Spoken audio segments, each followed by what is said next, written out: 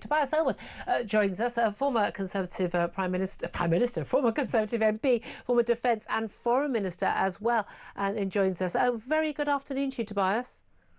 Good afternoon to you. I feel it's going to start well and it's going to go badly, this interview, because I understand that you are of the view that actually this is the right announcement from the British Prime Minister, and that this is the right time. He always said, you know, it was in the Labour manifesto, wasn't it? A long-time Labour position of recognising a Palestinian state, but he said previously he wanted to wait until it was the right moment. He said yesterday even waiting for maximum impact, talking about doing this ahead of the General Assembly meeting of the United Nations in this September. But in putting conditions on Israel about humanitarian aid to Gaza, about a ceasefire and about their actions, but at no point putting the same conditions on Hamas, release the hostages, lay down their weapons, agree to a ceasefire, which ceasefire, by the way, they just rejected. Why do you think that this is the right move by the Prime Minister? I'm going to give you my view. I'm not going to say whether I disagree or agree with the Prime Minister. Can I give you my view? And this interview doesn't need to go to a bad place, as you perhaps suggest. I hope you give me a little bit of latitude to explain my position, which is different from the Prime Minister's, because your discussion there all focused around somehow rewarding Hamas or somehow supporting Hamas. Hamas has lost any right to govern Gaza, to govern the people of Gaza, given what it did on the 7th of October. As former Middle East minister, I promoted the position that recognition of Palestine that can only be used once needed to be part of an act to help the objective of securing that two-state solution based on 1967 borders. Otherwise, it's mere symbolism. But what we see play out today, the calculus has changed. As Israel pursues its absolute right to take on Hamas, destroy Hamas after those barbaric attacks, but in doing so, it's doing it without any absence of a strategy to convert military success on the battlefield towards stability, to isolating Hamas politically and leading us to a two-state solution, let alone a ceasefire. I'll go further.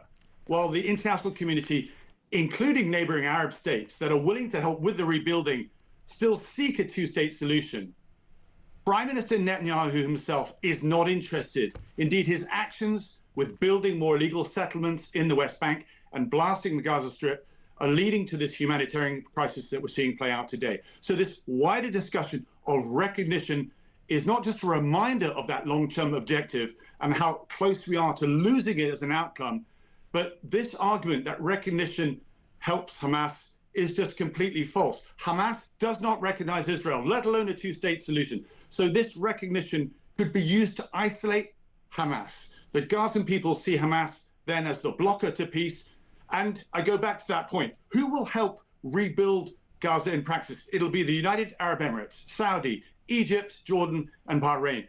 They want no truck with this offshoot of the Muslim Brotherhood. So recognition can actually not only help isolate Hamas, but also neutralize Iran's case against Israel and therefore its support for the proxies. So I would argue recognition can play a strategic role. And if you're saying not now, then when? Because the window to secure that two-state solution, I'm afraid, is closing. OK, right. You've made all those points. I don't think that isolating Hamas, bearing in mind that, you know, Hamas and the sort of Fatah supported Palestinian Authority loathe and despise each other. You know, Hamas is already isolated, other than the fact they've got all the, you know, thousands on the streets of London every 2 weeks supporting them in every university campus in America and Britain. They couldn't give two hoots what Britain says, other than the fact we've just secured a little propaganda coup for them. They're not going to change their mind. They're not going to lay down their weapons. They're not going to go, oh, we did want to kill every single Jewish person and destroy the state of Israel, but oh, now we see the error of our ways. They're not going to change their minds. This isn't going to make a blind bit of difference. They're Islamic Jihadist lunatics. The only answer to that, I'm afraid, is for them all to be dead. Fine, and I don't disagree with any of that. You then have to ask yourself what replaces Hamas. And I go back to the point, what is the Netanyahu, not Israeli, because you've actually got military personnel distancing themselves from the war that's unfolding here, because it's absent of converting those battlefield successes into any form of strategy. Hamas is actually on the back foot, as is Iran. There is an opportunity to move this forward, but we see no plan whatsoever. And potentially recognition, it is symbolic, you're right, could help reverse this current trajectory. But you and I will agree, Hamas has no right to participate in the long-term governance of Gaza. And if you speak, as I've done, I was in touch with some of the Arab ambassadors this morning, they 100% agree with that. But it doesn't matter. But so what? So what? They don't have a right. They've not been. They were elected in 2005 or whatever it was, 2006. They've not had an election since. But who does have a right? Oh, the Palestinian Authority. Oh, well, they haven't held an election for 20 years either. We call them the moderates. They're not moderate by any Western notion of They're not the liberal sodding Democrats. They are an extremist Islamo-fascist organisation as well. They're just not quite as extreme as Hamas. So you then go back a step and say, what would be the technocratic setup that could be brought in by those Abrahamic Accord signatories that could actually help the Palestinians, ordinary Palestinians, the 2 million people that do not want any truck with Hamas themselves, knowing where this is taken. How do you know that? Because on October the 7th, when young women bleeding, having blood all over them, with with broken limbs, or some even dead, when they were being paraded on trucks through the streets of Gaza, ordinary, innocent civilian Palestinians, men, women, children, were happily shouting, spitting on them, cheering with joy at what happened. We saw the celebrations. Now, I'm quite happy to accept that not everybody in Gaza feels that way, but given the propaganda they are taught in their schools, given the attitudes that they are being raised with, there is no reason to believe that these people are not, as a majority, in favour of Hamas, their rulers. I don't think you can speak for the 2 million people. But neither can you. Well, you just did. I just said that. But you just said that you thought, the 2 million people who don't support, ordinary civilians. We don't know how many of them are sane and ordinary people who don't want to kill every Jew they get an opportunity to kill. Let's keep this conversation going in the direction that can be helpful, because you can't speak for them and neither can I. What I can say, though, is that there isn't an alternative right now from other than Hamas, because it's not presented to the Palestinian people. At the moment, all they see is more war. The region simply sees more war. And the bigger question for us and the international community is to say, is the current strategy taking us to that two-state solution, which you, I think, started off by saying, yes, you want to see? No, I don't know. No, I'm not entirely sure a two-state solution is even an option. The two-state solution has been offered again and again. It has been rejected every single time. The bodies that actually represent the Palestinian people or claim to, none of them actually support a two-state solution. What they want is a one-state solution, and that one state is annihilating Israel and taking Israel's land. That's not an option. Look where that takes us. Well, I know. Your view is not the position of the British government, indeed is not the view of even the Americans. But good luck with that. The official position has been for many, many years, but we've not got there. And as I say, that window is closing of a two-state solution, and it's closing for a number of reasons. But one of them, I have to say, is down to Prime Minister Netanyahu himself, that does not want to pursue this, because he realizes, for many reasons which are actual personal, that more war suits him. Now, I simply say, for the moment, Hamas is actually on the back foot. There is nothing else is being currently offered to the Palestinian people as something as an alternative. You've got rich countries, Arab countries, wanting to move this forward, wanting stability itself. So to move this forward, you have to ask yourself, can we craft a more cognitive strategy rather than just the status quo, which I think is what you're currently arguing for, which will lead Iran to continue funding Hamas in this way. No, I don't want the status quo. I want Israel. No, I want Israel. I want the only democratic state in the Middle East to win over the terrorists. I'd be perfectly happy with it.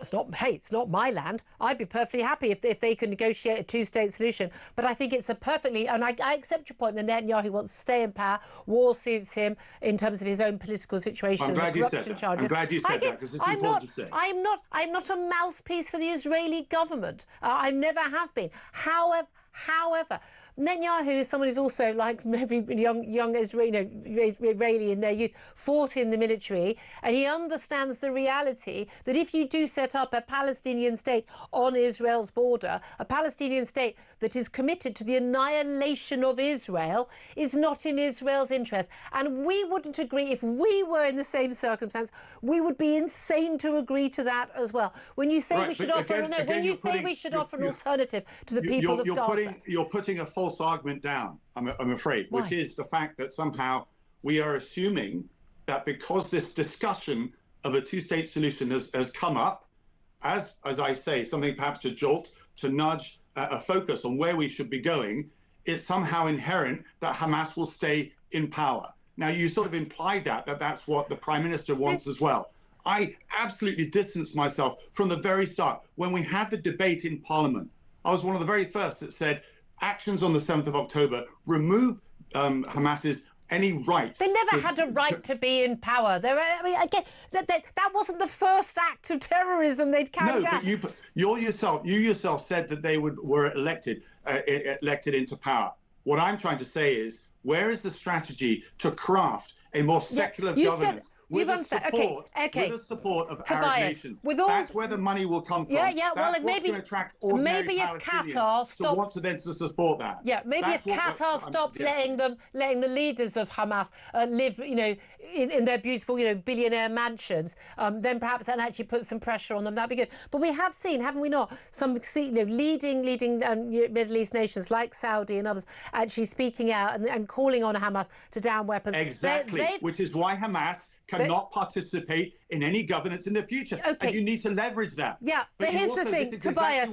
Tobias, if you think Saudi is asking for as well. You're an ex-military man. You know as well as I do, Hamas as a terrorist organisation are not going to go, oh, well, in that case, no one likes us anymore. I think we'll give up our weapons. The only reason why Hamas will vacate the Gaza and stop having the power they have will be when they are destroyed by the Israelis. They are doing a service for the entire region and the Palestinian people and the West in destroying Hamas. And they need to get every last Hamas Please let me get a word in edgeways. Please let me get a word in edgeways to finesse what you are saying, because you cannot defeat an ideology by military means alone. And until we figure that out, then all the bombs that drop on Gaza, causing it to be absolutely destroyed, will not defeat Why did we fire ideology. ISIS? Why did we fire ISIS? Why did we bother? Why didn't we just leave them? No, you're missing my point. I'm not missing your point. My point is that you need a political strategy. Did we not learn anything in Northern Ireland or Afghanistan or indeed with Hezbollah? When were they created? Decades ago, after Israel invaded Lebanon, and they still exist today. Do you know why we have peace in Northern Ireland, Tobias? We have peace in Northern Ireland because the Americans stopped funding the IRA. You're making my case for me. A political solution, which meant that the IRA became unpopular because the people of Northern Ireland wanted peace. The people of Northern Ireland have not been radicalised in the same way the people of Gaza have been radicalised. The insurgency will continue unless the majority of people say, I don't want to support it. And that's the same the world over when you're dealing with an ideology. And at the moment, this is, I hope we can agree on, this is what Netanyahu has no interest in doing whatsoever. No, I think Netanyahu, he's got his own personal interests. I completely accept all of those. I've made that point. However, the Israeli government as a whole has an interest in protecting the Israeli people, the state of Israel. They are in an existential battle, and Hamas need to be destroyed. And any government policy that doesn't involve not just the ousting of Hamas, but the just complete destruction of Hamas, it isn't paying attention to the real world.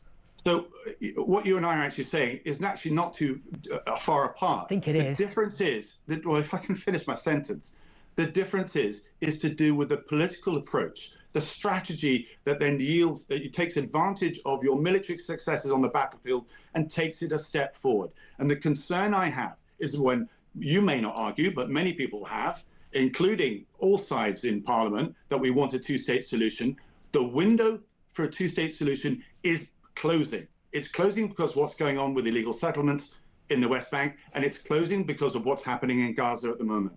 And if we are serious about a two-state solution, which you've now declared that you're not interested in, then that's what we need to rekindle, a sense of purpose as to where all this leads. And at the moment, I do not see a strategy.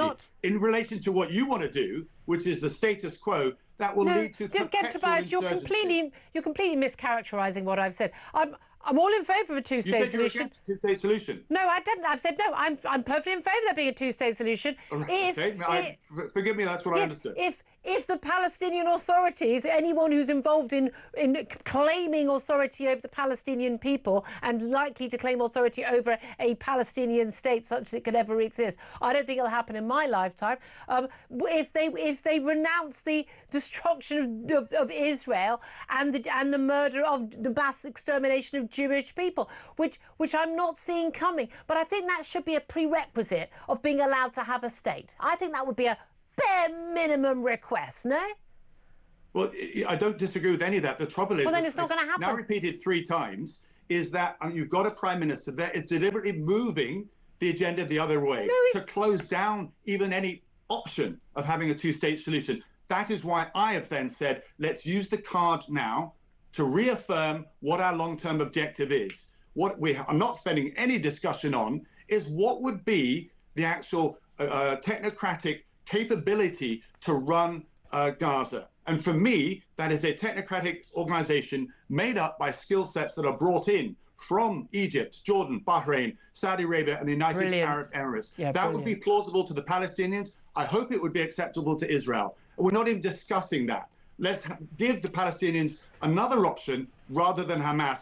And I would agree with you, Fatah in the West Bank as well. The Palestinian authorities, whether it's Fatah, Palestinian authorities, whether it's Hamas or any others, have no interest in a Palestinian state, helping the Palestinian people, preventing loss of life of Palestinian children. They have no interest in any of that. They have no interest in peace. They have no interest in a two-state solution. The only thing they're interested in is carrying on their mafia, organised, criminal, Islamo-fascist battle against the people of Israel, against Jewish people and against Western civilization. And until our politicians get to grips with what we're dealing with there and the fact that large swathes of the Middle East, the countries have actually been backing them and cheering them on and funding them, not just Iran, Qatar and the others as well. Until they get to grips with that, we're not going to be able to deal with this in the real world. I think you're all living in a fantasy land, frankly.